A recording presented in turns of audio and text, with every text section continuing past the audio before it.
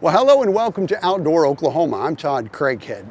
For several years now, the ODWC has greatly benefited from the Oklahoma Wildlife Conservation Foundation, which is a nonprofit organization whose sole purpose is to raise money that is then donated to the department to help us with critical conservation efforts.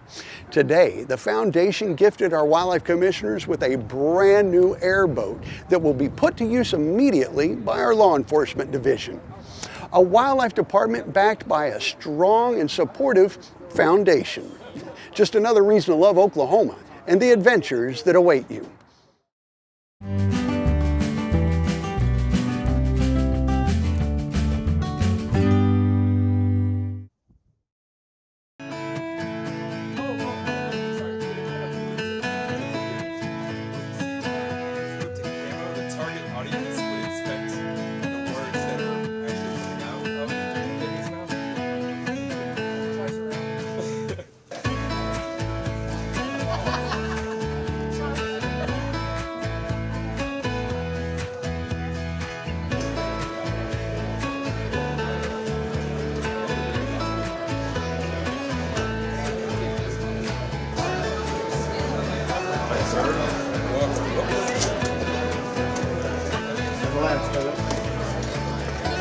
There you go. Thank you. You're welcome.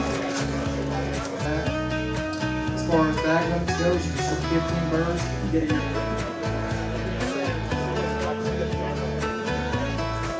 788-498. Seven, 8, 7. My name's Matt Walker. I was not in the military. I was not a veteran, but probably 60 or 70% of my family was. I don't feel it was an obligation, but if I had the means to create an avenue to help out that community, I definitely wanted to try to do so. So there was opportunities given to me. There was networks that were opened up that made it available and allowed me to have the time and, maybe not so much of the budget or the financial backing, but just plugged in with the community, and I was able to move forward with the opportunity to start. I believe the first event was in 2014, and since then it's been, I think, 16 or 17 fundraisers over the course of 9 years. So again, it's just my way of giving back. The support of the actual local community has definitely helped the process moving forward. The biggest thing is providing some sort of unconventional therapy, I guess it was told to me at one point in time. The hunting aspect is not really something that a lot of the active and former military would like to do, but the supporting of the organization to further help those brothers and sisters that were involved, it really does help. It's really giving back to a specific veteran or local community. Over the years, I think every 2 years or so, I chose a different veteran or local community. That way you can kind of spread the love around. There's a lot of big organizations out there that are nationwide. If there's any sort of help or assistance an individual might need here in the state of Oklahoma, a lot of times it's tough to accomplish that or accomplish the goals or the needs that they have. So, catering to the local community really does assist with the funds and all that help.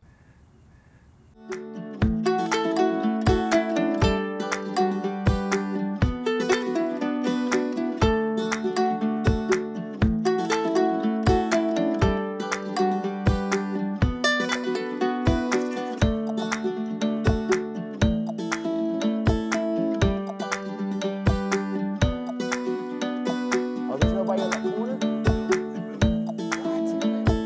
I said some, around. Oh, my goodness. Oh, there he is, excellent.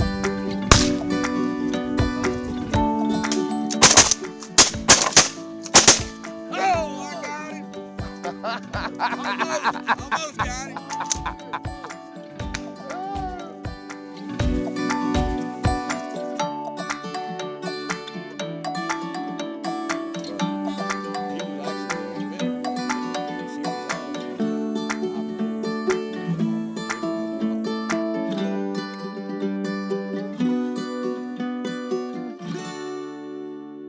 there's a lot of individuals that have been, and I don't know, I was not in the military, but they've been in a position to be turned into warriors. And a lot of times they put up a lot of barriers, they're guarded. They're not gonna go sit on a couch with a therapist and really spill out their, spill their guts. That it's not gonna happen. A lot of times when you put an event like this together, so individuals in the same room will give them an opportunity to relate to the experiences they might have had, and they're going to open up to them, providing them that distraction, where you can set everything else aside and enjoy yourself. I think a big thing with the civilians, I guess you can say, that are there, not active or former military, they want to provide at least some sort of assistance as well. The civilian individuals that come out will actually pay, I guess you can say, a sponsorship to do the hunt, to have the meal, things of that sort. And the veterans that come out are getting to come out for free. The veterans are what's keeping our borders safe, or keeping us safe as well. And they're the ones that provided the freedoms that we have today. Well, I've got a couple buddies that have kind of been along the road with me, coming out with, whether it be side-by-sides or just help with handing out raffle items, or they know the drill. So once we get out to these events, it's really just, hey, here's all the things, let's do what we do. I would love for this to be an inspiration for any other individual, business, or entity to pick up the baton and continue this going. I've built a significant amount of relationships. Some of the community organizations I've actually been in contact with that were beneficiaries, what they do is phenomenal. And whether this is a platform to launch them to the next level, or at least get some exposure on their side, that's what it's all about. I would rather have this as a vessel to get those other organizations that were beneficiaries, that did benefit from this, to get them to the next level. And you can help out with the local communities all day long. I get a lot of individuals that say, what can I do? What can I do? Just commit to doing something.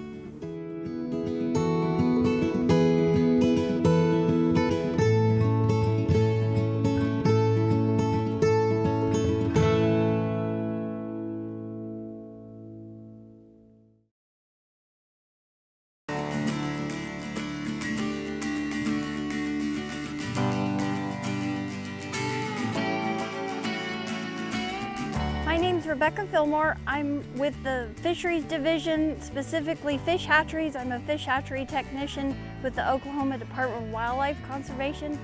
Today I'm going to show you how and why we pellet train our Florida largemouth bass that will eventually be our brood stock. What we have here is we have Florida largemouth bass fingerlings.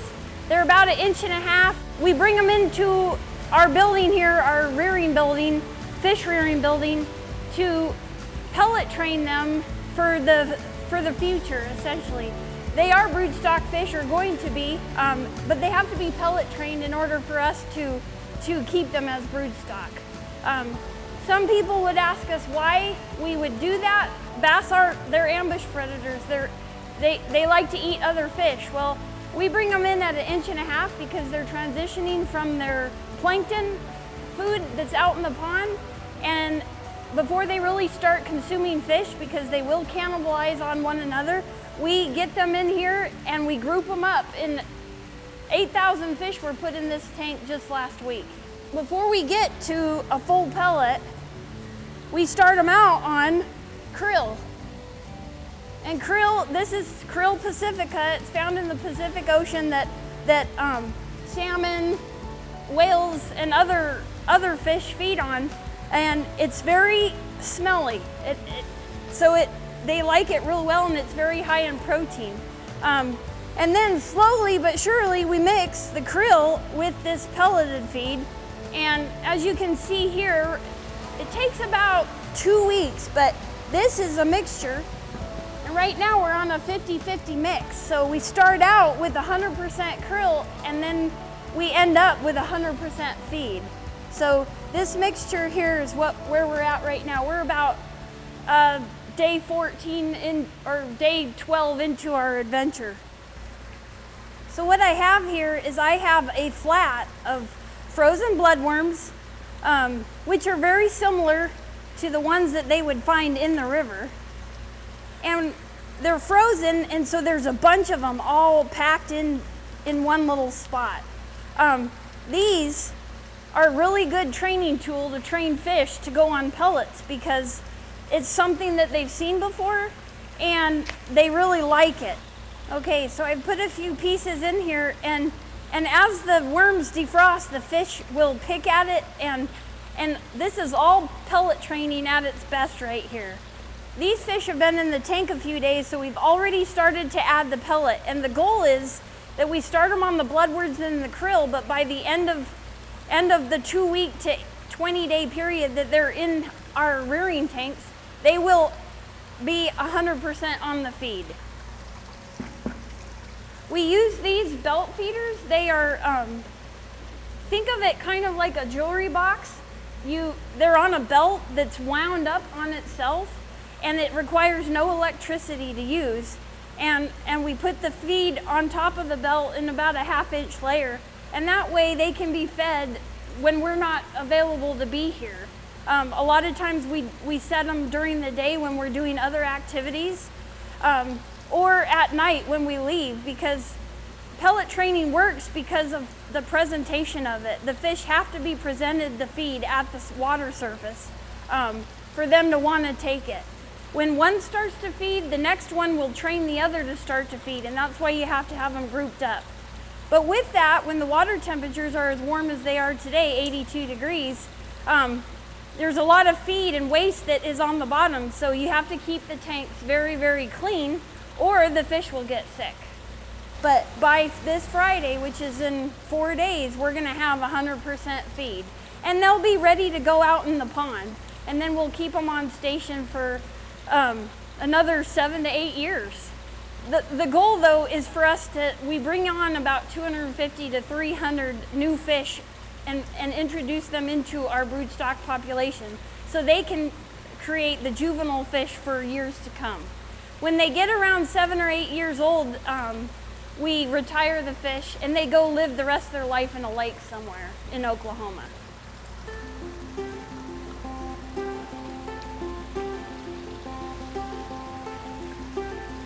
So these fish, usually, all of our broodstock are a good 5 pounds or bigger. And especially when they're retired, that they are a big broodstock adult fish.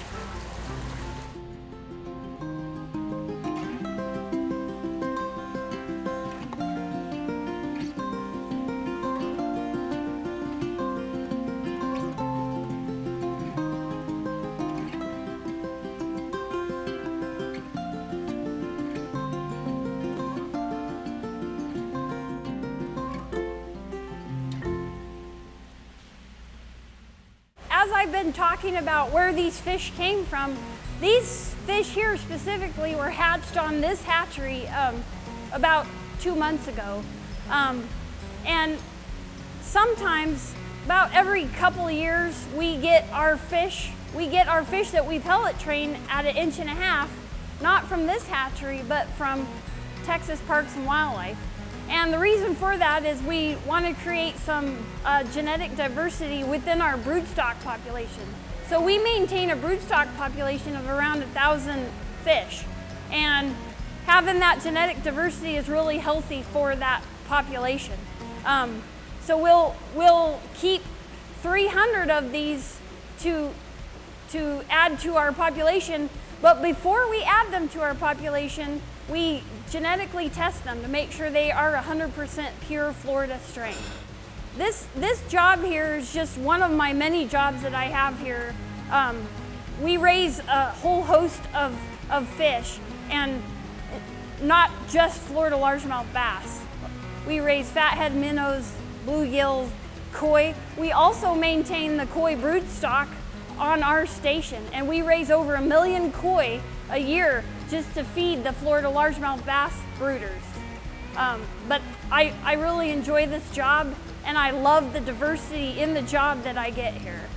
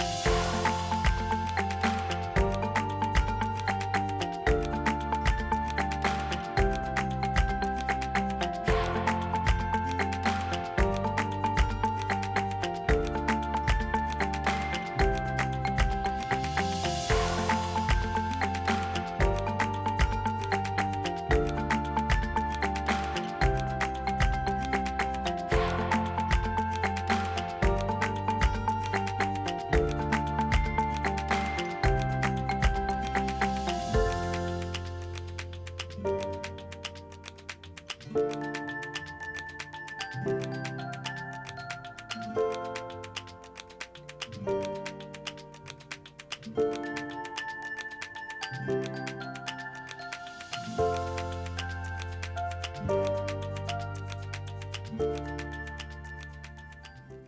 objective with elk here on the Wichita Mountains Wildlife Refuge is to try to manage a representative herd of elk in under as natural a conditions as we possibly can. Elk were once native in this area and were exterminated in about the 1890s and were brought back in 1911 and 1912.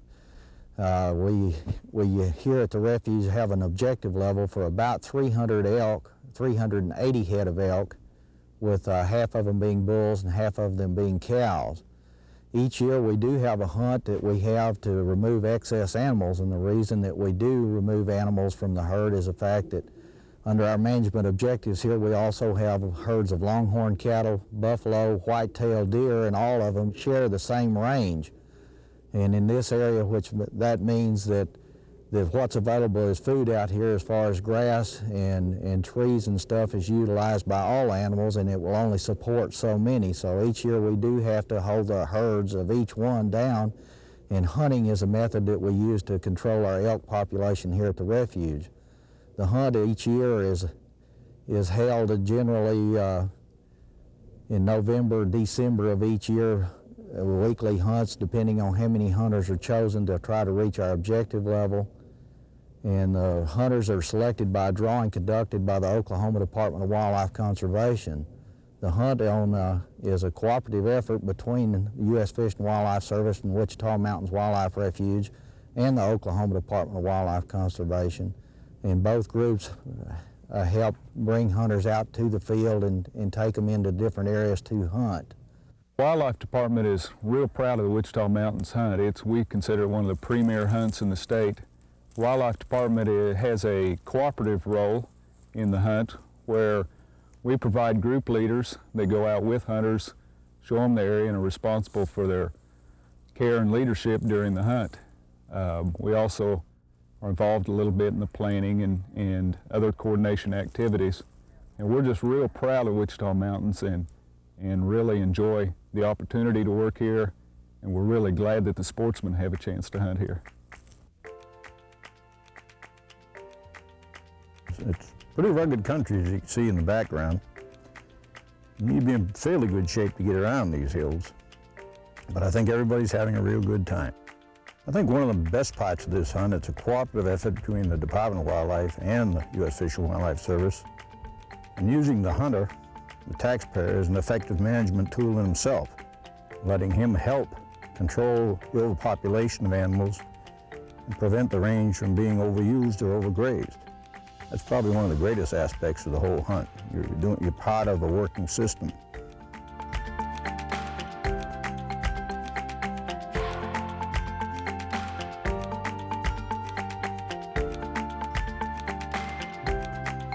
The success ratio of each one of our hunts generally runs between about 55 and 65% on an average year as far as success. The cows seem to be a bit harder to hunt than the bulls. We'll generally run about 80% on our bull permits and about 50 to 60% on cows depending on the year and weather conditions. This year, for instance, it's been abnormally warm. Elk tend to stay higher and stay in the trees more during the day.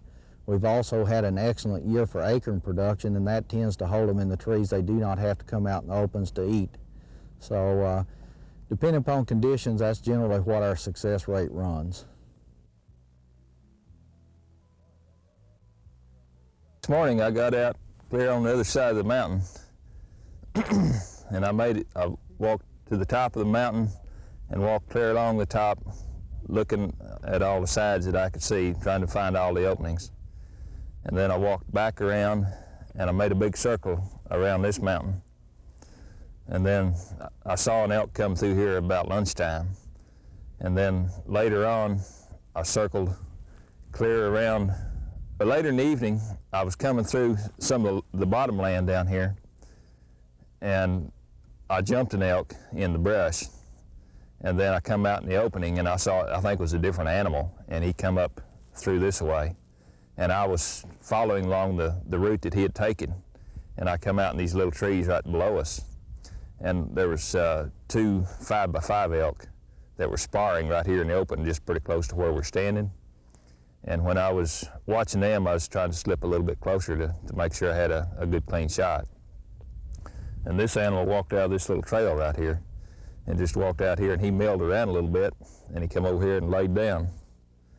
And I decided they was all about equal size, so I just went ahead and shot this one. And then that's when the work started, and it's not completed yet. You still have to get him down off the mountain here.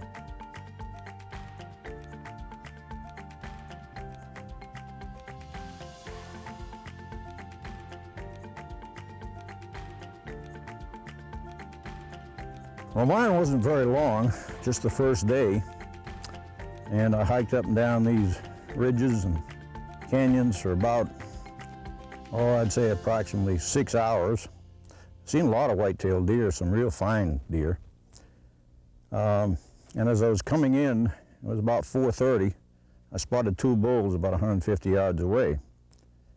A larger bull, a tremendous animal, great antlers, moved into a canyon.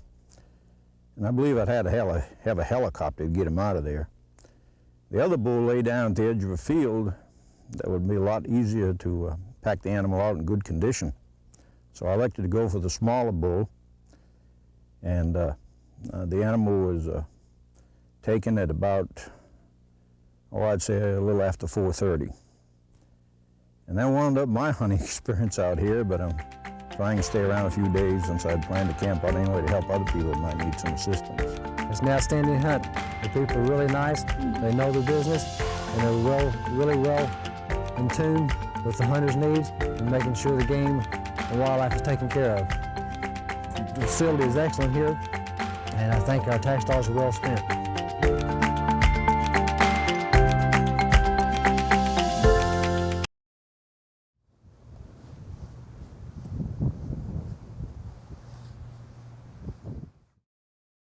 Well, we hope today's stories remind you that Oklahoma is a perfect place to explore. So, however you choose to enjoy our state's incredible natural world, remember, your adventure starts with Outdoor Oklahoma. Run in the picture. You got it?